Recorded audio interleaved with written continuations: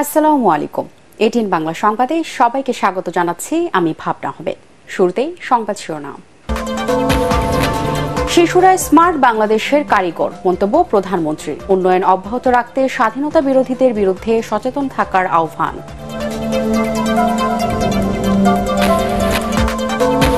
ভারত রাজনৈতিক ও চীন উন্নয়নের বন্ধু, মন্তব্য ওবায়দুল কাদেরের। দুর্নীতির আরেকটি পথ খুলে দিতেই পেনশন স্কিম করা হয়েছে, অভিযোগ মির্জা ফখরুলের।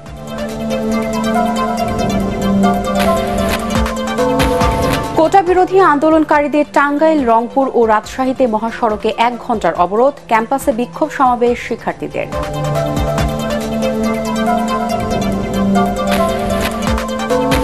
কর্মসংস্থানকে গুরুত্ব না দেওয়ায় তরুণ জনগোষ্ঠীর সুবিধা নিতে পারছেন না সরকার। বাজেট প্রণয়ন পদ্ধতির পরিবর্তন প্রয়োজন, বলছেন বিশেষজ্ঞরা।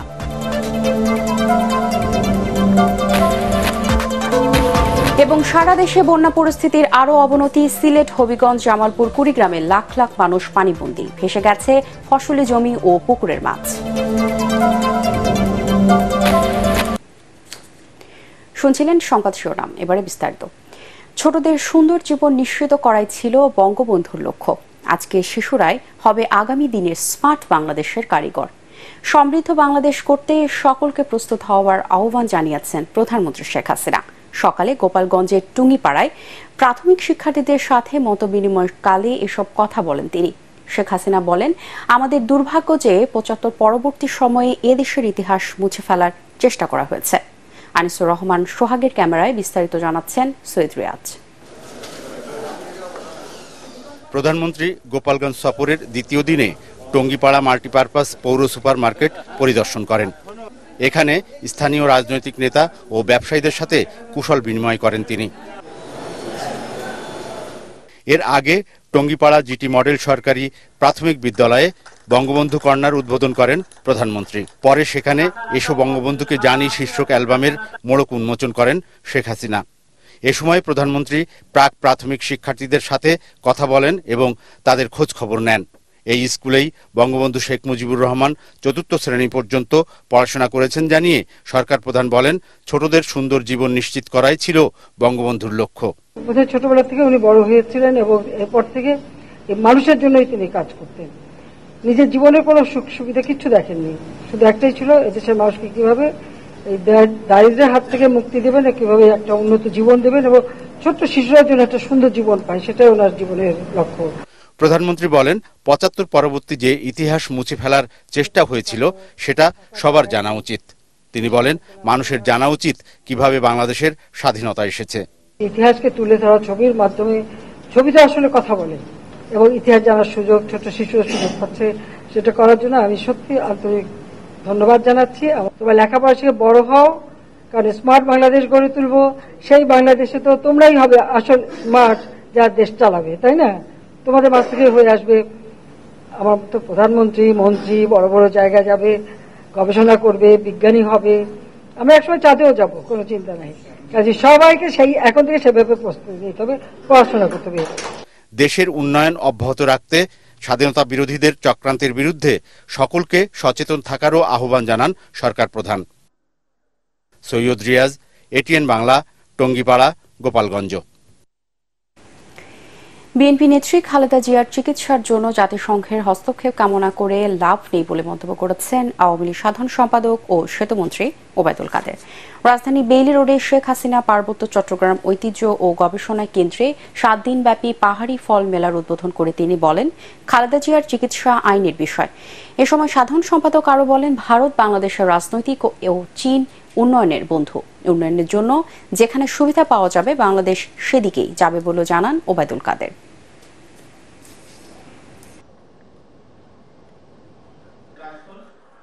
জাতিসংঘের হস্তক্ষেপ কামনা করছেন, কে শুনে জাতিসংঘের কথা?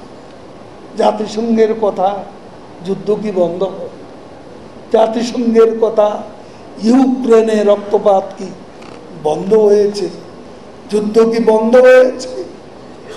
জাতিসংঘের কথা কঙ্গোতে বিবাদ কি বন্ধ হয়েছে?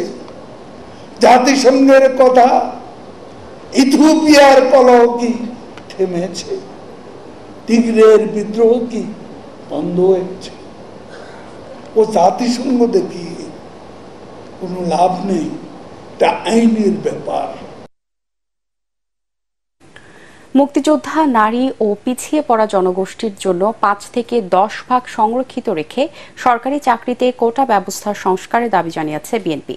সেই সাথে চরম অর্থনৈতিক সংকটে দুর্নীতির আরেকটি পথ খুলে দিতেই শিক্ষকদের জন্য বাধ্যতামূলক পেনশন স্কিম চালু করা হয়েছে বলে অভিযোগ করেছে দলটি। সংবাদ সম্মেলনে দলের মহাসচিব মির্জা ফখরুল ইসলাম আলমগীর পেনশন স্কিম প্রত্যাহারের দাবি জানান।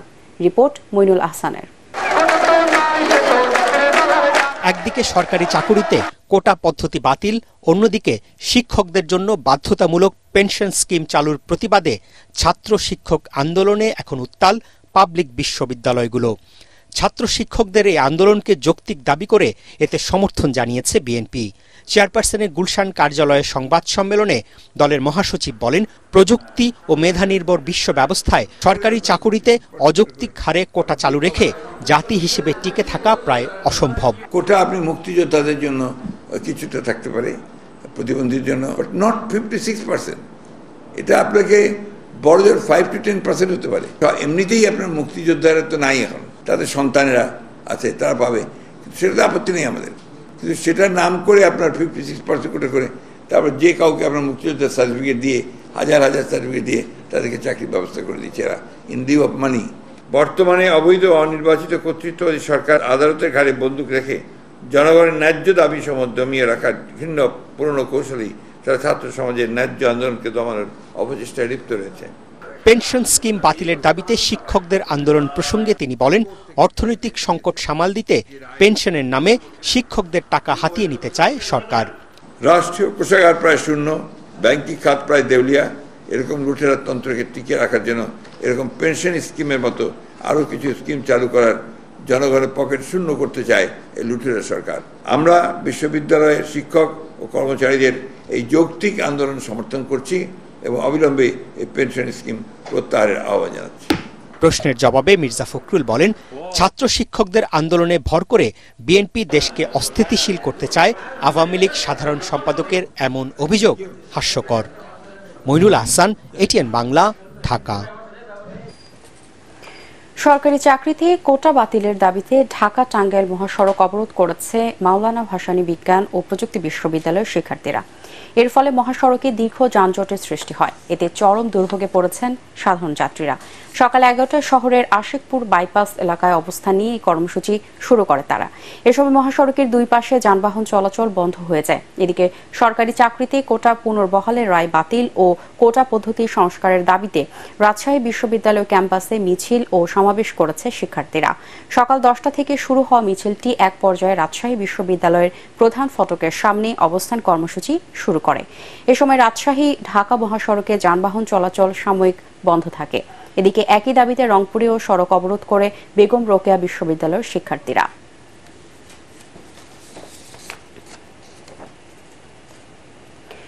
সিলেট, সিরাজগঞ্জ, হবিগঞ্জ, কুড়িগ্রাম সহ দেশের কয়েকটি জেলার বন্যার পরিস্থিতির অবনতি হয়েছে। ভারী বর্ষণ ও উজানের পাহাড়ি ঢলে নিম্নাঞ্চল প্লাবিত হওয়া সহ বিচ্ছিন্ন হয়ে পড়েছে অনেক এলাকার সড়ক যোগাযোগ। অবর্ণনীয় দুর্ভোগে পানিবন্দী লাখো মানুষ। ভেসে গেছে ফসলি জমি ও পুকুরের মাছ। প্রতিনিধিদের পাঠানো তথ্যচিত্রে আরও জানাচ্ছেন তামান্না জেনিফার। সিরাজগঞ্জে যমুনা নদীর পানি বৃদ্ধি পাওয়ায় তলিয়ে গেছে 400 হেক্টরেরও বেশি জমির ফসল। এদিকে নদী তীরবর্তী অঞ্চলগুলোতে ভাঙন অব্যাহত থাকায় প্লাবিত হয়েছে চরাঞ্চলের নিম্নাঞ্চল।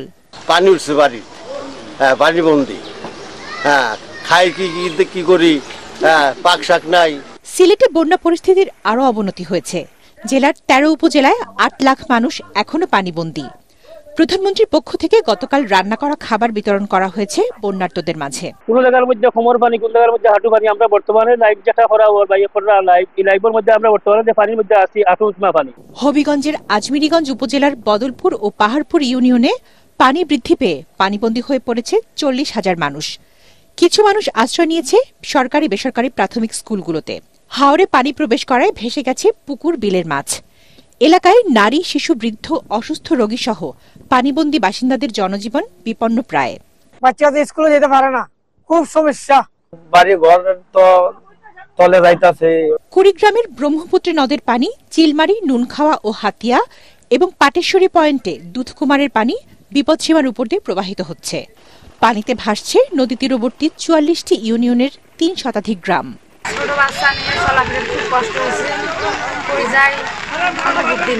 শেরপুরে প্রতিদিনই থেমে থেমে হালকা ও মাঝারি বৃষ্টি হওয়ায় বন্যা কবলিত পরিবারগুলোতে রান্না খাওয়া বন্ধ। গবাদি পশু সহ ছাগল, হাঁস, মুরগি নিয়ে চরম দুর্ভোগে আছেন মানুষ। এদিকে টাঙ্গাইলে পানি বৃদ্ধির কারণে বিভিন্ন এলাকায় নদী ভাঙনও অব্যাহত রয়েছে। তামান্না জেনিফার, এটিএন বাংলা। সরকারের আর্থিক দুর্বলতা কাটাতে বাজেট প্রণয়ন পদ্ধতির পরিবর্তন প্রয়োজন বলে মনে করেন বিশেষজ্ঞরা। তাদের মতে কর্মসংস্থানকে গুরুত্ব না দিলে বিশাল তরুণ জনগোষ্ঠীর সুবিধা নিতে পারছে না সরকার। আর্থিক মন্দার এই সময়েও বাজেটে শুল্কমুক্ত সুবিধায় সংসদ সদস্যদের গাড়ি আমদানির সুযোগের সমালোচনা করেন অর্থনীতিবিদরা। বাজেট ও আগামী দিনের অর্থনীতি নিয়ে ফোরাম ফর বাংলাদেশ স্টাডিজের অনলাইন সেমিনারে এসব তথ্য জানানো হয়। বিস্তারিত জানাচ্ছেন শারফুল আলম।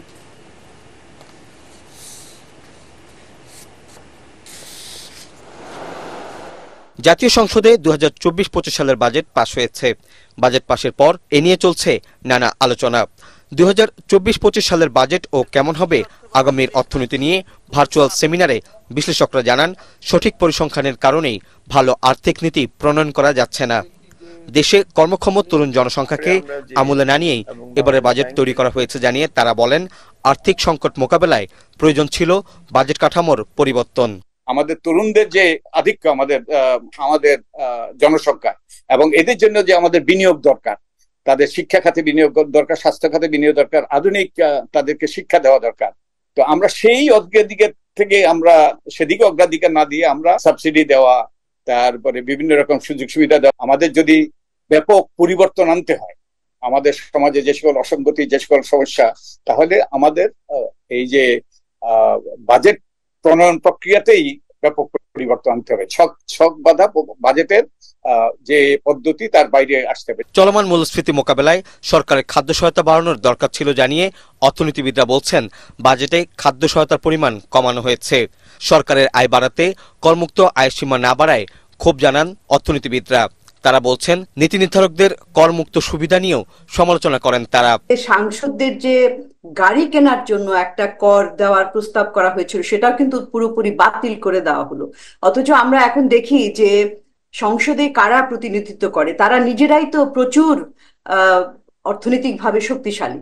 তো তাদের তো আসলে এই করমুক্ত গাড়ির সুযোগটা দেওয়ার কোনো কারণই নাই, এবং যেখানে আমরা স্ট্রাগল করছি যে আমাদের কর আদায়ের বিষয়ে। বাস্তবতার সাথে পাশ হওয়া বাজেটের মিল নেই জানিয়ে অর্থনীতিবিদরা বলছেন, সামাজিক সুরক্ষা খাতে আরও বেশি বাজেট বরাদ্দর প্রয়োজন ছিল। শারফুল আলম, এটিএন বাংলা, ঢাকা।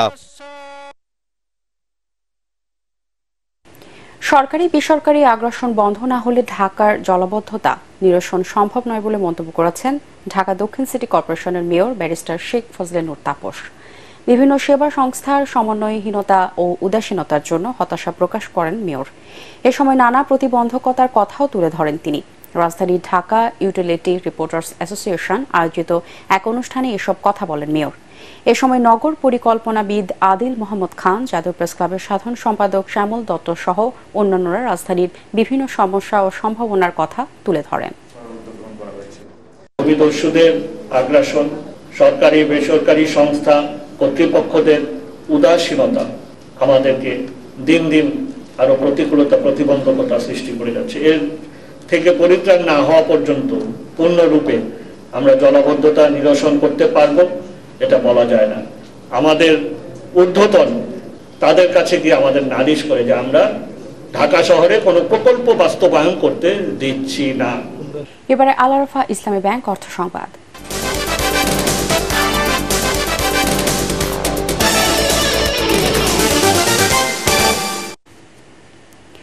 শেষ মুহূর্তে জমে উঠেছে জাতীয় বৃক্ষ মেলা।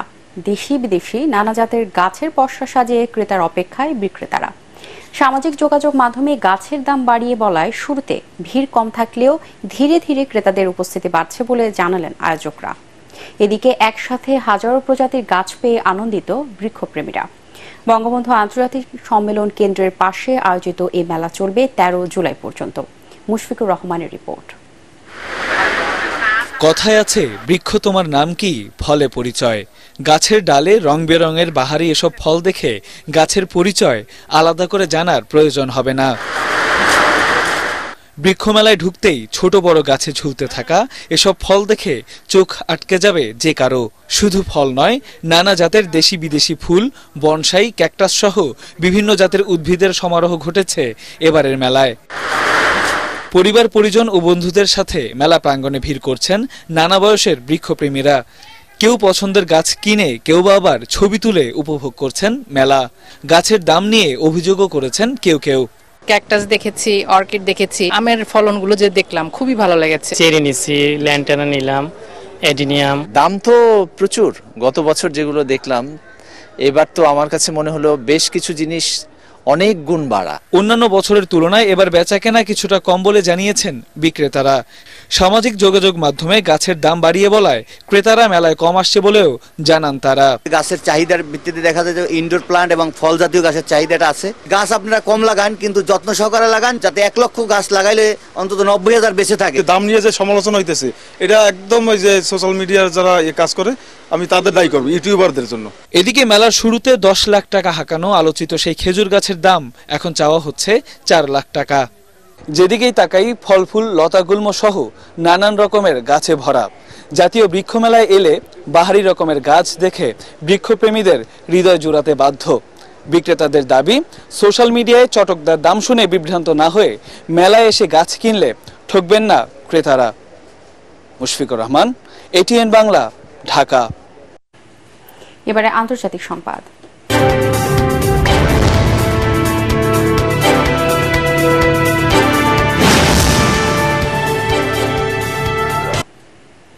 $33 লাখ ভোটের ব্যবধানে কঠোর রক্ষণশীল প্রতিদ্বন্দ্বী সাইদ জালেলিকে হারিয়ে ইরানের নতুন প্রেসিডেন্ট হলেন সংস্কারপন্থী মাসুদ পেজেশকিয়ান। 3 কোটিরও বেশি ভোটের মধ্যে 53.3% ভোট পেয়ে নির্বাচিত হন তিনি। আর সাইদ জালেলি পেয়েছেন 44.3% ভোট। প্রথম ধাপে নির্বাচনে কোনো প্রার্থীর শতকরা 50 ভাগের বেশি ভোট না পাওয়ায় নির্বাচন গড়ায় দ্বিতীয় ধাপ বা রান অফে। জাহিদুল আলমের রিপোর্টে থাকছে বিস্তারিত। ইরানের সর্বোচ্চ নেতা আয়াতুল্লাহ খামেনির সমর্থনপুষ্ট কট্টর রক্ষণশীল সাইদ জালিলিকে হারিয়ে দেশের 14তম প্রেসিডেন্ট নির্বাচিত হলেন সাবেক স্বাস্থ্যমন্ত্রী ও প্রবীণ রাজনীতিবিদ মাসুদ পেজেশকিয়ান। বিশ্ব থেকে ইরানের বিচ্ছিন্ন হতে দেবেন না এমন প্রতিশ্রুতি দিয়েই আলোড়ন সৃষ্টি করেন তিনি। শুক্রবার অনুষ্ঠিত ইরানের 14তম প্রেসিডেন্ট নির্বাচনের দ্বিতীয় পর্বের ভোটাভুটিতে নির্বাচিত এই প্রেসিডেন্ট পান প্রায় 1,64,00,000 ভোট। অন্যদিকে তার প্রতিদ্বন্দ্বী সাইদ জালেলি পান 1,35,00,000-এর কিছু বেশি। ভোটাররা মনে করেন সংস্কারপন্থী মাসুদের বিজয়ে ইরানের উপর আরোপিত পশ্চিমা নিষেধাজ্ঞাগুলো অনেকটাই শিথিল হবে। মাসুদ পেজেশকিয়ানের জন্ম 1954 সালে। তিনি একজন সার্জারি স্পেশালিস্ট। তাবরিজ অঞ্চল থেকে 5 বার নির্বাচিত এই সংসদ সদস্য 2001 থেকে 2005 সাল পর্যন্ত ইরানের স্বাস্থ্যমন্ত্রীর দায়িত্ব পালন করেন। এছাড়া ইরানের 10ম পার্লামেন্টের ডেপুটি স্পিকারের দায়িত্ব পালন করেছেন তিনি। গত মে মাসে হেলিকপ্টার বিধ্বস্তের ঘটনায় ইরানের তৎকালীন প্রেসিডেন্ট ইব্রাহিম রাইসির মৃত্যু হওয়ার পর নতুন প্রেসিডেন্ট নির্বাচনের আয়োজন করা হয় দেশটিতে। জাহিদুল আলম, এটিএন বাংলা। এবারে জানিয়ে দিব পার্টেক্স খেলার খবর।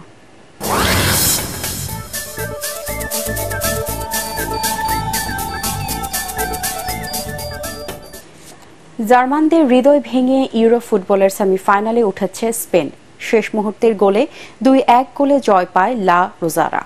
আরেক ম্যাচে টাই ব্রেকারে পর্তুগালকে 5-3 হারিয়ে শেষ 4-এ জায়গা করে নেয় ফ্রান্স। নির্ধারিত সময়ে কোনো দলই গোল পায়নি। সেমিতে মুখোমুখি হবে এই 2 দল। রিপোর্ট করছেন SM আশরাফ। ঘড়ির কাঁটায় 119 মিনিট। স্টুটগার্টে তখন টাই ব্রেকারের অপেক্ষায় দর্শক সমর্থকরা, কিন্তু মিকেল মেরিনো এমএপি স্টেডিয়ামকে মুহূর্তে স্তব্ধ করে দিলেন। তার হেড 84 মিলিয়ন জার্মানদের হৃদয় ভেঙে স্পেনকে তুলে নেয় সেমিতে।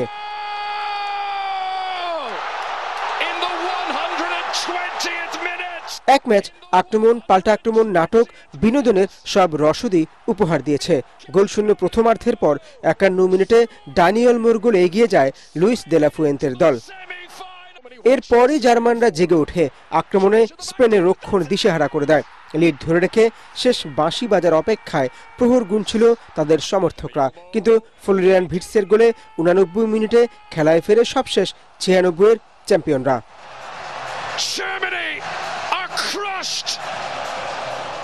তবে শেষ রক্ষা হয়নি, আর তাতে এই ম্যাচ দিয়েই বর্ণাঢ্য ক্যারিয়ারকে বিদায় জানালেন টনি ক্রুস। আরেক ম্যাচে ফ্রান্স আর পর্তুগাল নিজেদের রক্ষণ সামলে পাল্টা আক্রমণে গোল করার কৌশল নিয়ে খেলে, কিন্তু তাতে সফল হয়নি কোনো দলই ম্যাচ গড়ায় টাই ব্রেকারে। সেখানে কিলিয়ান এমবাপ্পেরা 5 শট নিয়ে সফল হন, কিন্তু হুয়াও ফেলিক্সের চতুর্থ শট পোস্ট লেগে ফিরে আসলে কপাল পড়ে পর্তুগালের। একই সাথে ক্রিস্টিয়ানো রোনালদোর ইউরো অধ্যায়ের সমাপ্তি ঘটল এই ম্যাচ দিয়েই। SM Ashraf, ATN Bangla. শেষ করার আগে সংবাদ শিরোনামগুলো জানিয়ে দিব আরো একবার। শিশুরা স্মার্ট বাংলাদেশের কারিগর, মন্তব্য প্রধানমন্ত্রীর। উন্নয়ন অব্যাহত রাখতে স্বাধীনতা বিরোধীদের বিরুদ্ধে সচেতন থাকার আহ্বান।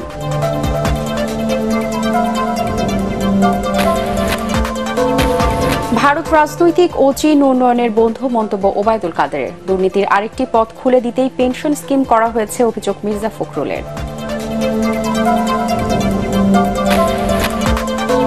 কোটা বিরোধী আন্দোলনকারীদের টাঙ্গাইল, রংপুর ও রাজশাহীতে মহাসড়কে 1 ঘণ্টার অবরোধ, ক্যাম্পাসে বিক্ষোভ সমাবেশ শিক্ষার্থীদের।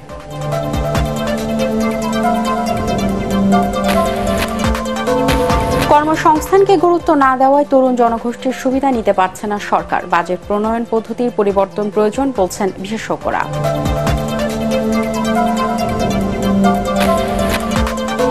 এবং সারা দেশে বন্যা পরিস্থিতির আরও অবনতি। সিলেট, হবিগঞ্জ, জামালপুর, কুড়িগ্রামে লাখ লাখ মানুষ পানিবন্দী। ভেসে গেছে ফসলি জমি ও পুকুরের মাছ।